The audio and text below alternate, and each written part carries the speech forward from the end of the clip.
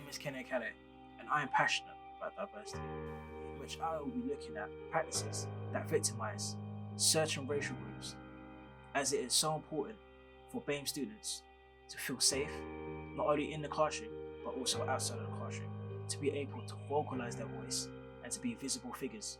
So I sat down with relevant people and relevant figures who fight for equality and diversity, who also feel passionate and are dedicated to pursuing and finding the truth on racial equality in the university environment.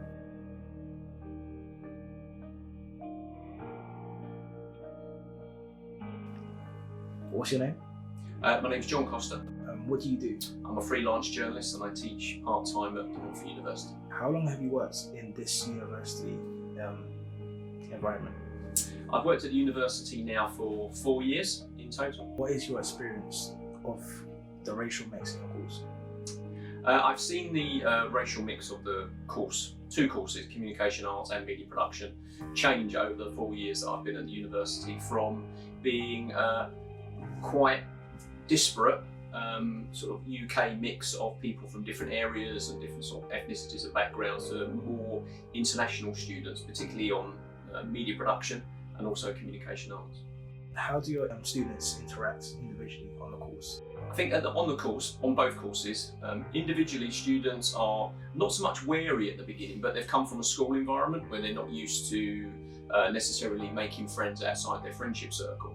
And what the course makes you do, if you like, is to be aware of other people and also other people's opinions and attitudes and where they're from. And so I find that international students are very good at being able to break down both European and also India, China, Hong Kong, Nigeria, are very good at getting students that are from the UK from different racial backgrounds to also think about their differences and stuff. Yeah.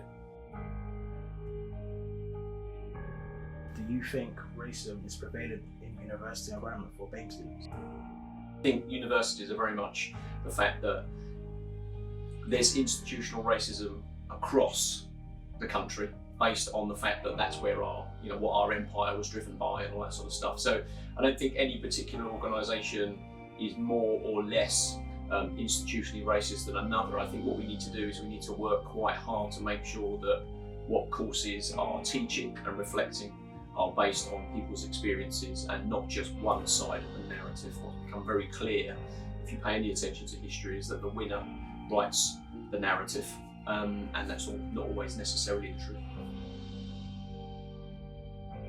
所以当我看到这一则新闻的时候，我其实是有点愤怒，但是又有点疑惑。他这个人只有一个亚洲人的面孔，但是他为什么要被就是外国人这样去对待？因为我觉得每个人其实都是平等的。如果抛去种族这一个问题，或者说是人种这个问题，每个人都是平等的，他不应该去承受这个东西。再说了，就是另一个问题，就是 WHO 表示说，这个病毒的来源不是在中国，那为什么这个同学要遭受到这样子的欺负或欺凌？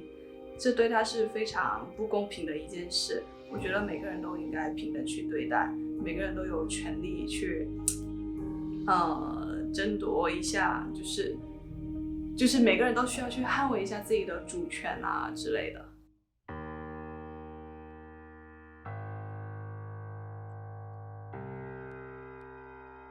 我认为在人们国家之间没有什么种族歧视可以区分的，但是人们之间平等的原因是因为我们爱这个国家，因为这个国家需要一个平衡，然后在各个国家之间还要有合作的关系，人们更需要利用这种关系去相互帮助、相互扶持。然后根据这件事情，我认为，这些使用暴力的英国人，他们有更多的恐惧，他们不可以使用这种极端的手段对待任何拥有一张亚洲人脸的人们。所以我希望人们可以更多的公正从客观角度去看待这个问题。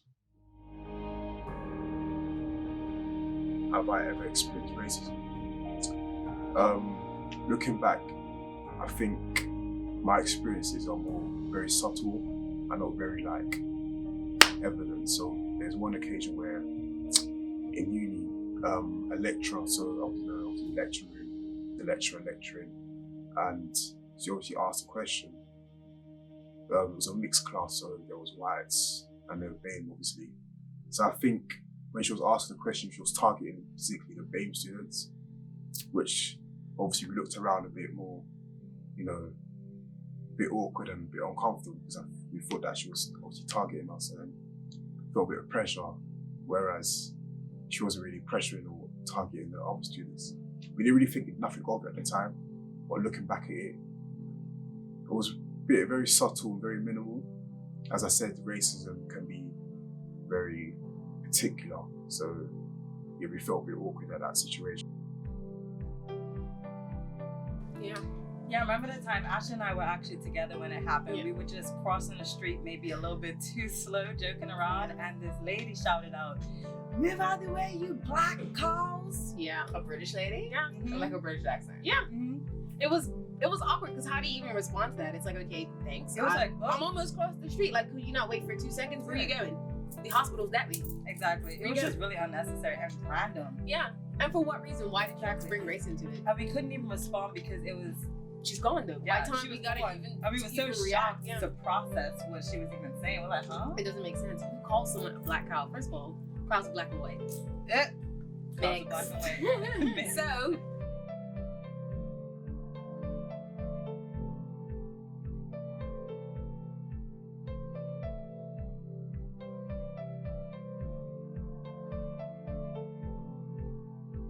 What impact would more BAME staff have on students? I feel like it will allow the students to actually feel comfortable and express how they feel and have those honest conversations, as I said.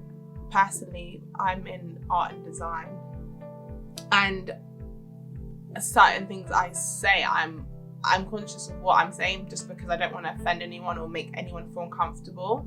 So I feel like if we had more BAME staff, it will just make BAME students feel a bit more comfortable and just so we can relate a bit better.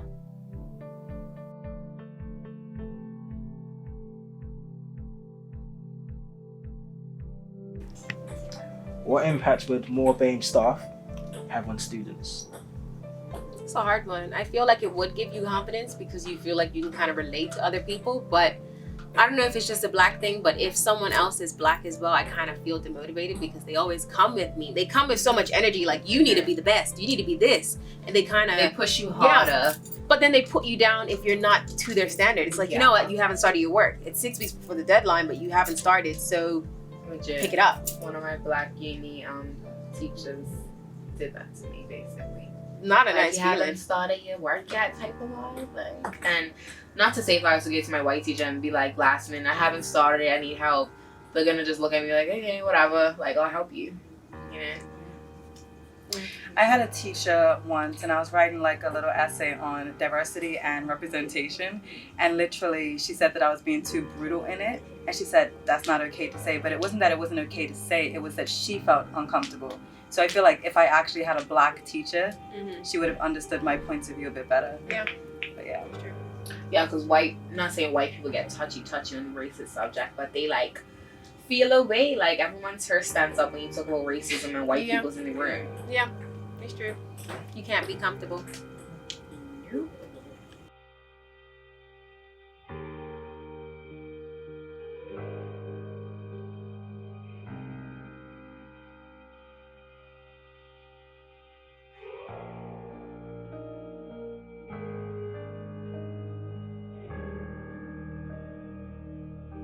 Do you think we are naturally racist, or do we learn to become racist? Oh, that's a good question. Leave that one in. Yeah. No, I definitely learned. Yeah. So, in my experience of like working all over the world, and particularly working in schools here, primary schools and in secondary schools as well as colleges and universities, I find that everybody is born completely blank and they pick up all of the isms and stereotypes and who we should like and who we shouldn't like from parents and siblings and friendship groups as they go through school. I think we're always very good at looking for someone to blame, as in, they're taking all the jobs, it's them. The mainstream media also plays a very, very important role, I think, in this, in the fact that, particularly when you talk about different types of people from different areas, whether that's a geographic area, whether that's a sexuality, whether that's an ethnic origin, or whether that's like an ex-offender or something like that, or someone with mental health. Most of the time our prejudices come from what we've seen or heard in the media, and I don't just mean newspapers, TV and radio, I'm talking about Netflix, YouTube, EastEnders, all those kind of things. So I think, most of the time we just need to be able to meet people that we think we know about, and then when you meet them, you suddenly realise that they're really no different from you. I'm kind of on the fence. I feel like there's a bit of both, because naturally I feel like you look at people and you can tell that people are different and you can see different traits in people, and I feel like that can affect your perception of people. But at the same time, I don't know, like I grew up in a household where we just weren't racist, and my parents always taught me to, I don't know, just be myself and not look at other people in a different way. So I feel like in that sense I was taught not to be racist. Depends on your household, your upbringing, your environment essentially. I would say some people learn racism through others' actions, through their parents' actions. Some people are just born racist. Honestly, I think it's a bit of both, because you kind of become racist through your life experiences. Like, I grew up in two very different places, so my whole family's black, I'm black, cool. I went to a school where there was white people up until middle school, and then there were more black people. So it's kind of like, when we were younger, we didn't really understand what race was. It was just like, oh, that's my friend. I'm friends with her. This girl named Lindsay, whitest girl in my year group. I became friends with her because she was as tall as me. We didn't care that she was white, that I was black. It didn't bother me. Until you get older, your parents have influence and stuff like that. I feel like it's kind of a bit of both. We learn to become racist. I feel like it depends on the upbringing and how you raise your child or how you've been raised, and then it goes from there really. So I personally I've been raised in a very correct way. I have many friends, black, white, Asian, and I don't look at their race at all. So, and my parents have never been like, you can't hang around with this person or that person because of their race. So it depends on the upbringing 100%. Very good question. Racism. I think personally, no one's born racist. I think it's taught as you grow up, whether that's your environment, whether that's your home. So again, being racist is a thing where it's instilled in you. Depend on your environment where you're around. If you just see white people, just white people. So when you come across a black person, it's a thing where, oh, I've never seen you before, so I might have to act a certain way, I might have to move a certain way. And that certain way is negative because, as I said, you've never seen this person before. So when you ain't seen someone before, you're gonna obviously have a front, you're gonna try to be the more oppressive or the more the bigger character towards them, try and make them feel minor, minimal, miniature. So yeah, racism is institutionalized, it's taught, you're not born with it. Yeah, things gotta change. It's gotta change though.